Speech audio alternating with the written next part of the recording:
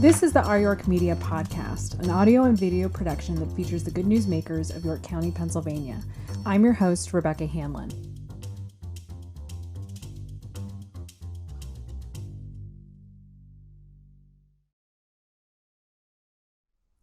This is a branded episode that's paid for by Wyndridge Farm, and today we're sitting down with co-founder Julie Groff. Julie, thanks for joining us. Thanks for having me. So Julie, this is a big year for you. It's a 5-year anniversary of when you and your husband Steve founded Wyndridge Farm, or at least came to buy that property in Dallastown. So can you give us a little bit of a background on what happened that you two determined that you were going to buy a farm? Sure. So I grew up in York County, graduated from Dallastown, and went off to Lancaster to go to nursing school at Lancaster General. Okay. And that's where I met Steve. And he was born and raised on a farm in Strasburg, Lancaster County. So we dated all through his college and got married, moved to Charlottesville, Virginia for him to go to medical school at UVA. Moved back to Pennsylvania after that to live in Hershey while he did his orthopedic residency at Hershey Med Center for 5 years. And then we ended up coming back to York for him to join KDV. It was, before it became OSS, it was KDV Orthopedics. So he got his job there. And initially we built a house in a neighborhood, but I kind of knew that the farm would be coming one day. So we found this farm back in 2000 and just wanted a place to, raise our kids and give them the experiences that my husband had growing up on a farm in Lancaster.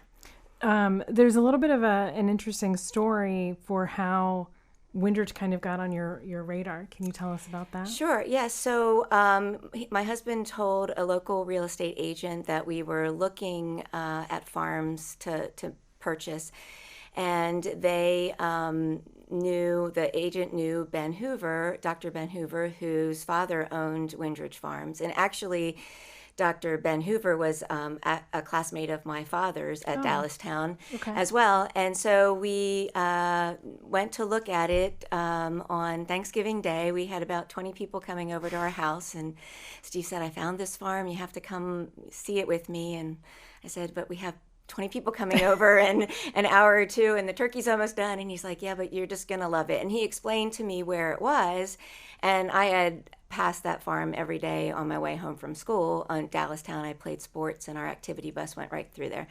And so when we got there and looked at it, I just fell in love with the beautiful vistas, and I liked the fact that it was close to the kids' school, and you felt like you were away from everything, but yet you were close to things, because I didn't grow up on a farm, so I wasn't sure how much I would like that. Yeah. But so we ended up buying the corporation from the Hoover family to help them with taxes, and so they had named it Wyndridge Farm back when they had purchased it many years before that. What did you like about the place? I liked the fact that, the old original farmhouse was there, and the barn didn't look anything like it does today. But just the peaceful serenity of the property, and the views were amazing. We wanted to just build our house back away from the road that is now the inn at Wyndridge Farm. That's the house that we built after we bought the farm. And we just liked the fact that it was 77 acres right in York Township, and our initial plan was just to have some horses on the farm, teach our kids how to take care of horses, and we had some Black Angus cattle, and just teach them all how to drive a tractor. I had to learn how to drive a tractor. So it was just more to give them all the experience of that. We never planned on, doing what we are currently doing there. You weren't going to be full-time farmers. We were not going to be full-time farmers. We had a farmer that had farmed the land for 30, 40 years. So he continued to grow many different kinds of crops there.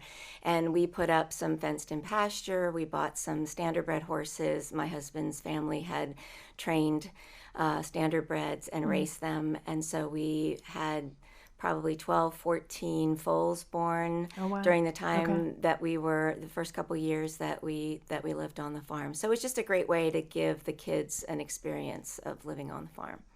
So how did the idea for, what is now the hospitality business that you have, where did that come from? Well, as I said, my husband had started with KDV Orthopedics, and then that merged into OSS. And he was the president of that group. He was a very busy spine surgeon, total joint surgeon. And he, back in October of 2011, he had come home from work early one day. He was going to go for a 2-hour bike ride, which he normally did a lot when he had time. And then we were going to go to our daughter's field hockey game. We had one child still living at home at that point in high school.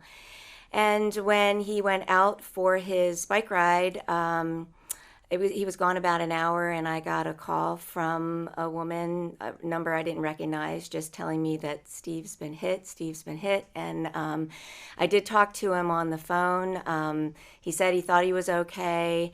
He ended up in the trauma center at York Hospital with a fractured cervical spine, about a centimeter away from being a quadriplegic. And he had some other fractures as well. So he normally saw patients in the trauma unit. He ended up being a patient in his own trauma unit with many of the doctors around to help him. He ended up having surgery on his neck to stabilize it, and he went back to work at OSS, but just because of the nature of his injury, he was not able to do orthopedic surgery anymore.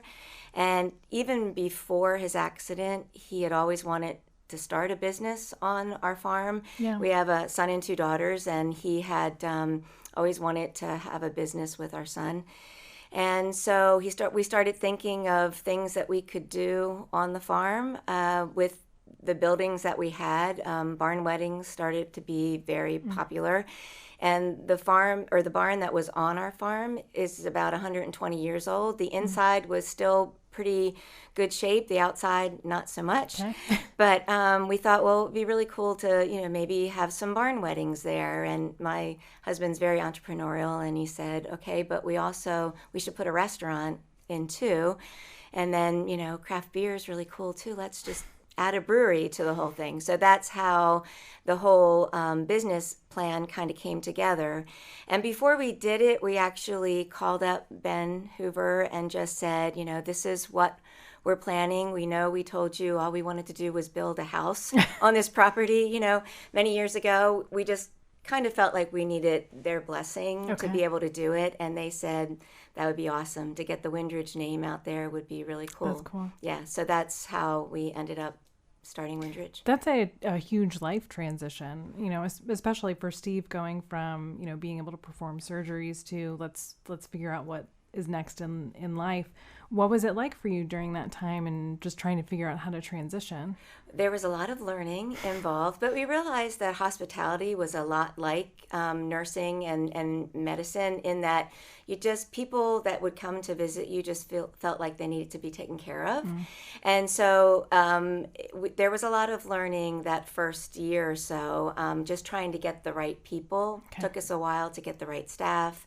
We started maybe a little bit in too many states with our beer and cider, and we ended up kind of pulling back a little bit, tried to grow a little bit too fast, which a lot of breweries, sometimes that happens in the opposite. They grow and then they don't have the capacity to fill it in. We built a very big brewery, so we had to kind of grow into it, but in retrospect, we probably went a little too fast. So we sort of scaled that back a little. But I would just say that there was a lot of learning that went on those first few years. When you guys first started, you had the barn, you had the restaurant, and really cider was kind of the big thing that you first started with. Why did you start with cider? Well, cider is a little different than beer in how you make it. So with beer, it has to go through a whole brewing process before you can put it into the stainless steel vats that you can do the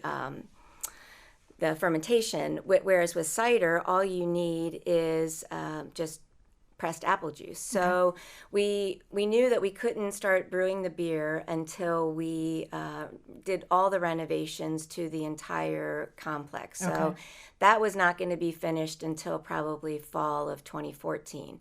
But before that, the year before, in December, we renovated a small run-in shelter that used to be used for our horses and cattle, and got some dairy tanks from Lancaster County. Okay. Hired our current cider maker, Scott Topol. He was our very first employee. He came from the Finger Lakes in New York, had been making cider a long time. And he started making cider out of that small little building. Okay. And then we started out at Central Market with a stand.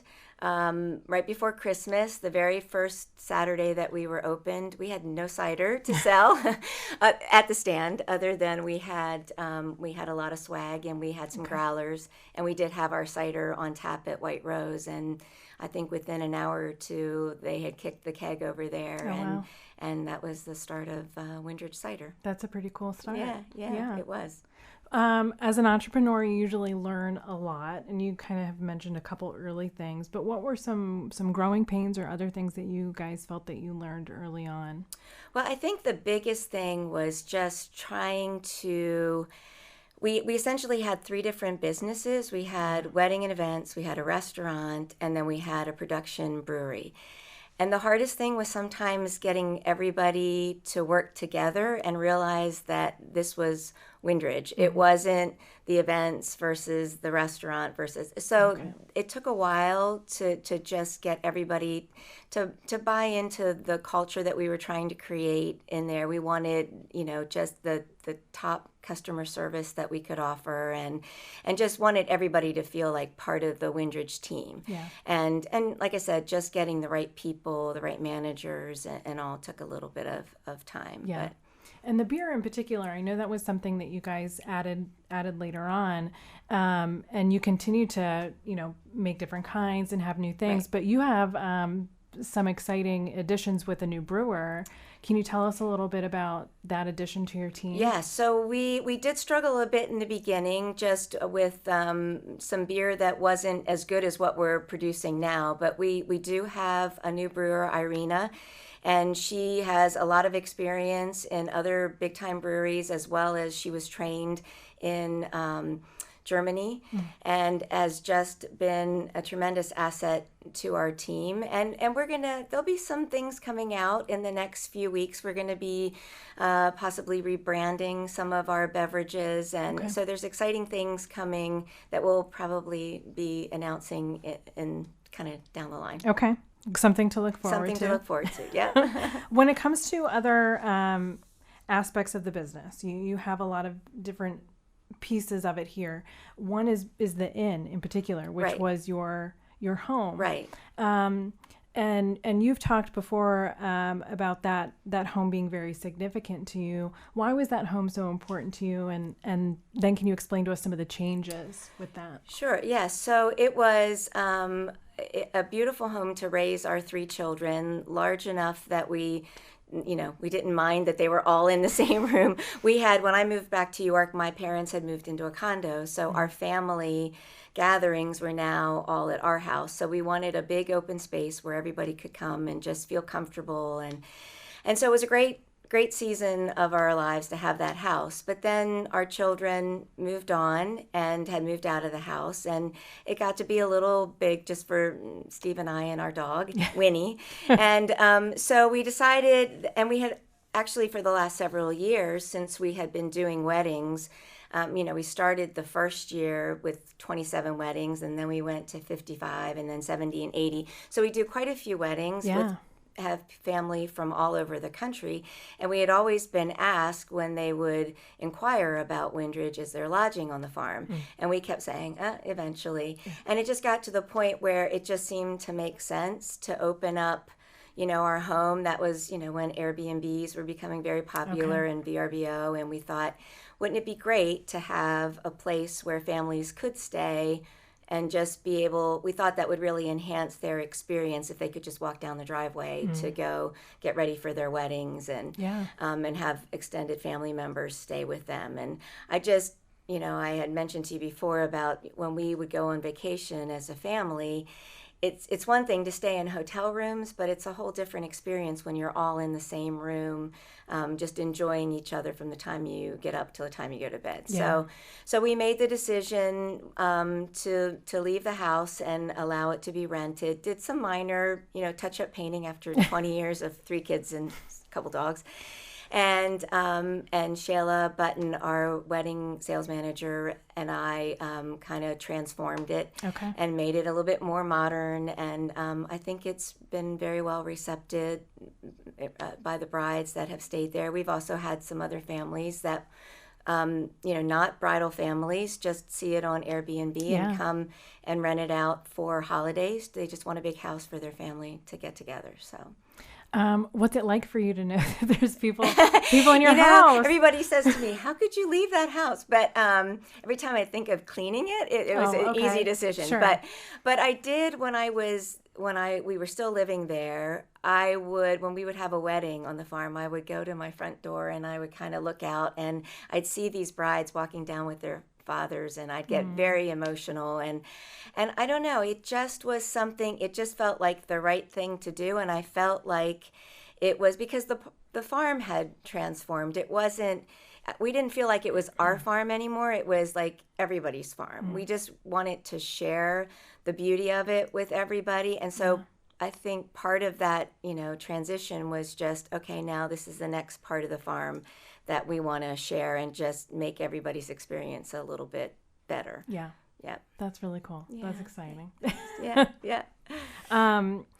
You've also kind of always been, in the time that you've had the farm, you've transitioned and adapted to what people have asked of you. Maybe that's, hey, can we have your house?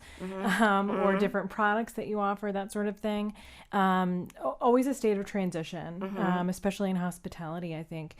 So what are some new things that you guys are going to be doing or that people can look forward to, especially because you have an anniversary year? Right. Yes, exactly. So our anniversary bash will be the day after I think this is going to be broadcast on September 17th, an open house in celebration of our 5-year anniversary.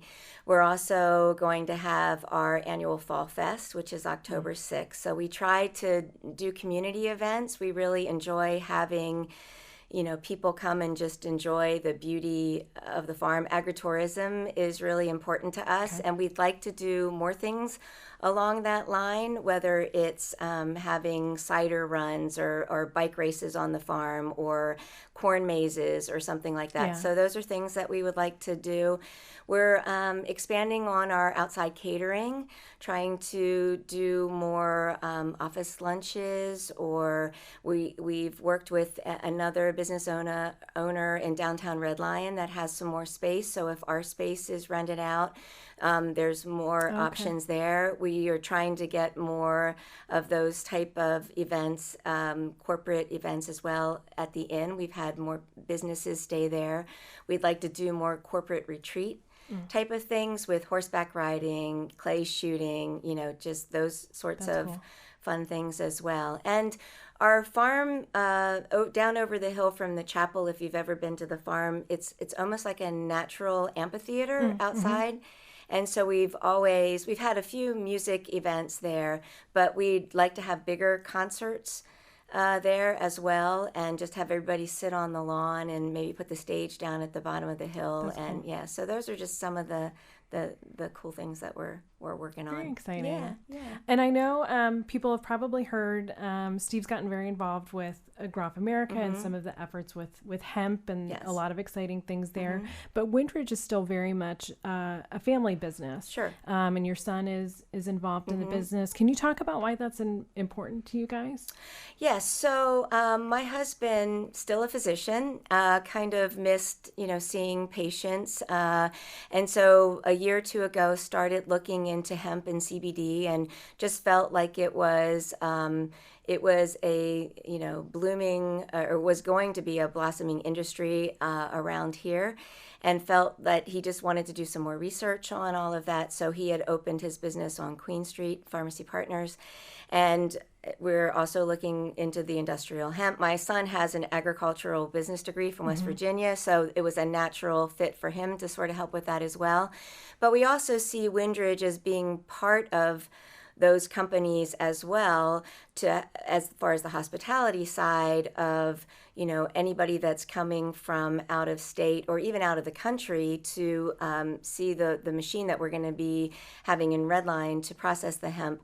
They can stay at the inn. They can come have dinner at Wyndridge. We've had several community wellness events. We had a hemp wellness talk the other couple weeks ago that was open to the community, and we sold out at 250 people. So we want to do more of those things, and we see Wyndridge as just being a natural part of all of those businesses to just offer to visitors, from around the country and the world. It's very exciting. Yeah. Kind of looking back on where you've come in that 5-year period, is it what you ever thought it would be? No. In good ways and bad. I'm not sure that we knew what we were getting into way back when, but we've certainly learned a lot.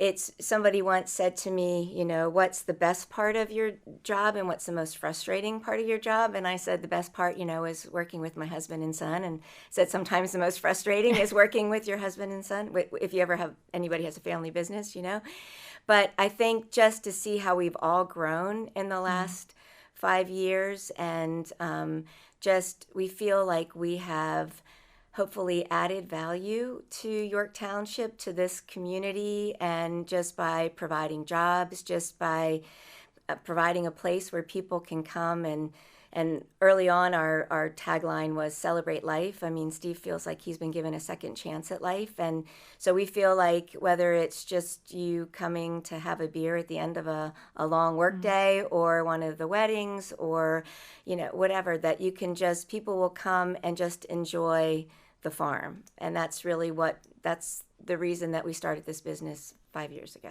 That's awesome. Yeah. Very cool. Well, Julie, thank you so much for coming and talking to us about Wyndridge. It's really been incredible to see the journey that you guys have been on. So thank you for taking the time to talk to us about it. Well, thanks for having me.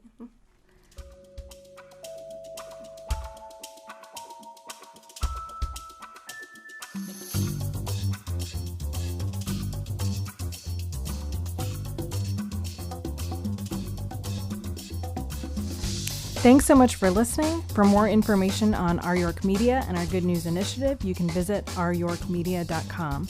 We appreciate your attention and give bonus points for those who subscribe. This episode was paid for by Wyndridge Farm. The Our York Media podcast is produced by Will Hanlon and Caleb Robertson. I'm Rebecca Hanlon. Thanks so much for listening.